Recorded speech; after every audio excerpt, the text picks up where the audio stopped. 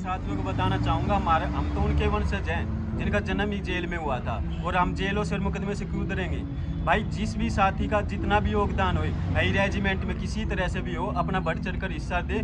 और किसी से डरने आज 18वीं बार में 12 पत्र लिखे हैं, और इससे पहले सारे मिला के 18 बार में 97 पत्र लिख चुका हूँ। इससे पहले हरियाणा सरकार को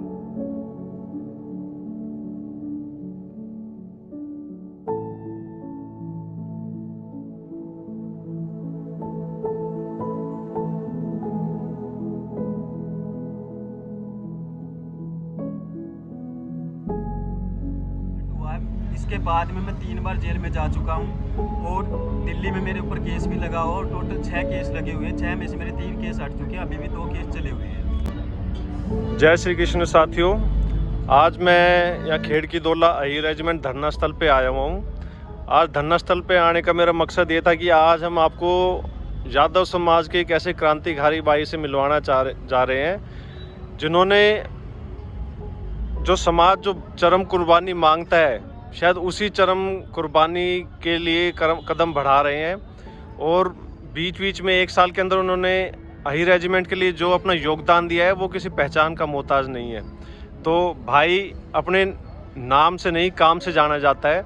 आज उसी नाम की पहचान हम चाहते हैं कि हाँ भाई ने इतनी मेहनत करी है तो इनके नाम को भी लोग जानें। तो आज ऐसे ही एक भाई हैं हमारे हिम्मत यदुवंशी, जो हमारे बीच में बैठे हुए हैं। हिम्मत भाई, जय श्री कृष्ण। जय श्री कृष्ण। तो आज हम हिम्मत भाई से मिलेंगे। भाई हिम्मत यदुवंशी से हम ये जानेंगे कि भाई अही रेजिमेंट वो कब से जुड़े, उन्होंने क्या क्या इस आंदोलन में देखा और क्या क्या इस आंदोलन में किया, इनका जो संघर्ष है उसकी प्रेरणा किससे मिली, इस संघर्ष को वो आगे कैसे बढ़ाएंगे, और आगे जाके इस इलाके में या इस देश में अपनी विचारधारा जो हिम्मत भाई की है उस विचारधारा को पूरे देश में कैसे बढ़ाएंगे और कैसे इस आंदोलन को और मजबूत करेंगे। तो सबसे पहले आज हम भाई हिम्मत यदुवंशी से मिलते हैं और उनसे जानते हैं इनके बारे में। हिम्मत भाई जी, सबसे पहले तो थोड़ा सा अपना परिचय दीजिए कि जय श्री कृष्ण साथियों, जो अपनी अही रेजिमेंट की मांग है, मान सम्मान की मांग है, काफ़ी समय से उठती आ रही है, लेकिन अब बिल्कुल जो अपनी अही रेजिमेंट की मांग बिल्कुल बनने को आ रखी है। हमने 2018 में भी वो हड़ताल पे बैठे थे। उसके बाद में 4 फरवरी से अनिश्चित काल के लिए खेड़की में धरना गड़ा हुआ है, और जगह जगह पे धरने भी चल रहे हैं। मैंने अपने जितने भी प्रधानमंत्री से सेना अध्यक्ष से और राष्ट्रपति से मनोहर लाल खट्टर को, इनको फोन से अनेकों बार पत्र लिख चुका हूँ। बार बार पत्र लिखने का एक रीज़न था, क्योंकि हमें पता था एक बार में हमारा कोई भी रिप्लाई नहीं देता है। उसके बावजूद जैसे हमने बार बार पत्र लिखे तो सबसे पहले अनिल विज का रिप्लाई भी आया था। उन्होंने बोला था कि हम चाहते हैं आपके साथ है, और हरियाणा सरकार से अही रेजिमेंट को पास करवा के हम सेंट्रल गवर्नमेंट को भेजते हैं। सेंट्रल गवर्नमेंट, उसके बाद सेंट्रल गवर्नमेंट का रिप्लाई आया था कि हम जब से देश आज़ाद हुआ उसके बाद में कोई भी रेजिमेंट नहीं बन सकती। लेकिन मैं उनको बता देना चाहता हूं, जो हमें कानून का हवाला दिया गया था, जितनी भी रेजिमेंट है देश आज़ादी के बाद में पक्की करी गई, वो पहले टेम्परेरी रेजिमेंट थी। तो हमें सारी इन चीज़ों के ज्ञान है, और हम मानने वाले नहीं, रेजिमेंट तो ज़रूर बनेगी। अच्छा हिम्मत भाई, आपसे अगला सवाल है कि आपका हमने कभी कभी सोशल मीडिया के थ्रू ये देखा है कि आपने खून से पत्र लिखे हैं। तो आप क्या ये बता सकते हैं कि आपने कितनी बार खून के पत्र लिखे हैं और कितने पत्र लिखे हैं आपने? मैंने आज 18वीं बार में 12 पत्र लिखे हैं, और इससे पहले सारे मिला के 18 बार में 97 पत्र लिख चुका हूँ। इससे पहले हरियाणा सरकार को, मनोहर लाल खट्टर को, अनिल विज को, दीपेंद्र हुड्डा को, गीता बुक्कल को, अरविंद शर्मा को।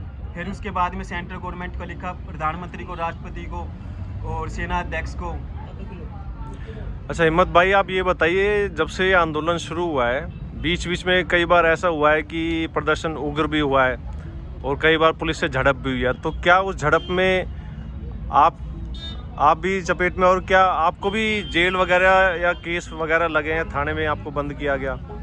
जो अपना 4 फरवरी से धरना स्टार्ट हुआ है, इसके बाद में मैं 3 बार जेल में जा चुका हूँ, और दिल्ली में मेरे ऊपर केस भी लगा हुआ, और टोटल 6 केस लगे हुए हैं। 6 में से मेरे 3 केस हट चुके हैं, अभी भी 2 केस चले हुए हैं। जो केस चल रहे हैं वो कहाँ लगे हैं आप पे? दिल्ली लगे हुए हैं, एक मेरे पाटौदा में लगा था 2020 में। 2020 का वो केस भी जो रैली थी उसके अंदर जो प्रदर्शन किया था, सिर्फ हमारा मेन मकसद था राव तुलाराम जयंती थी। उसके बाद में हमने पूरे अहिरवाल के साथियों ने, झज्जर से साथियों ने अही रेजिमेंट की एक यात्रा निकाली थी, और अही रेजिमेंट की आवाज़ उठाया था। और उस यात्रा से सबसे बड़ी जो हमें कामयाबी मिली थी, अदर जितने भी समाज के कम से कम भी 10 सांसद और 10 एमएलए आए थे, उसके बावजूद सभी एमएलए और एमपी ने रेजिमेंट का समर्थन किया था और आवाज़ उठाई थी।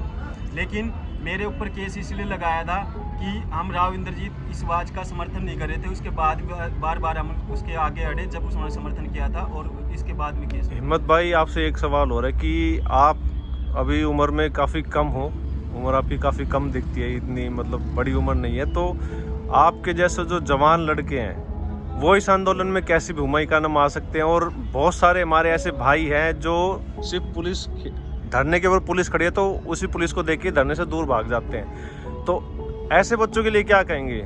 मतलब हम जो बड़े बूढ़े हैं उनसे तो हम जोश की नहीं रखते, लेकिन जो जवान लड़का है हमारे समाज का, वो भी डर के भागता है, तो उसके लिए क्या उसको पुलिस से डरना चाहिए? या पुलिस, आपने जो धाराएं लगी, आपको क्या लगता है मतलब इस धारा इतनी है कि कोई बंदा भाई उसकी ज़िंदगी खराब कर जाए? मैं सभी अपने युवा साथियों को बताना चाहूँगा, हम तो उनके वंशज हैं जिनका जन्म ही जेल में हुआ था, और हम जेलों से और मुकदमे से क्यों डरेंगे भाई? जिस भी साथी का जितना भी योगदान हो रेजिमेंट में किसी तरह से भी हो, अपना बढ़ चढ़ कर हिस्सा दे, और किसी से डरने की ज़रूरत नहीं है। मुकदमे ये छोटी चीज़ है, इनसे क्या डरना हमें? रेजिमेंट है, अपने मान सम्मान की लड़ाई के लिए लड़ रहे हैं, इनके लिए कोई भी युवा साथी ना डरे और आगे से आगे अपने योगदान दें। तो हिम्मत भाई, आपका तो साफ है कि आप तो शायद आर पार के मूड में लगते हैं। आपके पास क्या आपके जैसे और भी आपके साथी हैं? हमें तो पता है कि अकेला हिम्मत यदुवंशी है और कुछ अपने और भाई हैं जो आर पार के मूड में लड़ते हैं, तो आपके पास ऐसी कोई टीम है या आप टीम बनाने जा रहे हो जो इस तरीके से लड़े? और उसको उस टीम को कैसे बनाओगे, कैसे लोगों को जोड़ोगे आप? हमारे पास पूरी टीम है, हम सरकार को बता देना चाहते हैं, हमारे पास पूरी युवा साथियों की टीम है, नौजवानों की टीम है और क्रांतिकारी भाइयों की टीम है। जैसे कुणाल भाई बैठा, करण भाई बैठा, हर्ष भाई बैठे, सुनील भाई है, क्या नाम है, उत्तर प्रदेश से बहुत ही भाई का योगदान है, राहुल भाई है खोला यहाँ से, क्या नाम है, रेवाड़ी से। इस तरह से काफ़ी भाई, मैं सभी का भाइयों का नाम नहीं बता सकता। और मैं जो हम रेजिमेंट का एक गांव में एक मुहिम लगा रखी है हमने, हर गांव में रेजिमेंट का बोर्ड लगाने का। वो बोर्ड सिर्फ इसलिए लगाए जा रहे हैं नेताओं की चेतावनी के लिए। 2024 तक पक्का रेजिमेंट बनेगी 100%। अगर रेजिमेंट नहीं बनती है तो उनके लिए, नेताओं के लिए चेतावनी है, जिस गांव में भी नेता को किसी गांव में भी हम घुसने नहीं देंगे, वो वहीं से उनका बहिष्कार किया जाएगा। बताया कि भाई आप गांव-गांव में बोर्ड लगवाएंगे। अब अहीर रेजिमेंट का आंदोलन सिर्फ बोर्ड से ही चलेगा या इसके आगे भी आपकी कोई रणनीति है जिसको आप आगे बढ़ाना चाहोगे और लोगों को जोड़ना चाहोगे, जिसके जरिए? हमने एक रणनीति और बनाई है, जो अपने रेजिमेंट के आंदोलन तो स्टार्टिंग से यहाँ पे लगा ही हुआ था। इसके बाद में हमने एक पूरी टीम के साथ में एक टीम उत्तर प्रदेश में जाएगी और हर डिस्ट्रिक्ट में जितने भी यादवों का एरिया है उसमें हर डिस्ट्रिक्ट में धरने लगाए जाएंगे।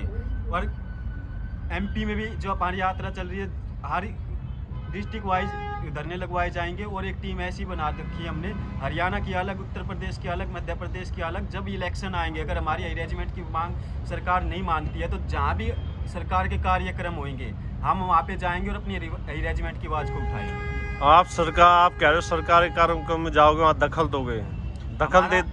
हमारा दखलबाजी का कोई वो नहीं है, हम अपनी शांति से ही रेजिमेंट की आवाज़ उठाएंगे। अगर फिर भी सरकार नहीं मानती है तो हम हर गांव में धरने गाड़ेंगे और हर गांव में बिल्कुल चक्का जाम तक भी कर देंगे। हिम्मत भाई, ये जो आप कहते हो भी बहुत सारा हमारा इसी इलाके का यूथ है अहीरवाल का, वो मतलब जैसे ये घेराव की बात आती है या हम घुसेंगे प्रदर्शन करेंगे तो पीछे हट जाता है। तो भाई उनको मतलब क्या इतना सही में डरने की जरूरत है? मैंने देखा है बहुत सारे अपने भाई डर जाते हैं। मतलब आंदोलन में किस लेवल के ऊपर सरकार एक्शन लेती है ये तो शायद आपको पता चल चुका होगा।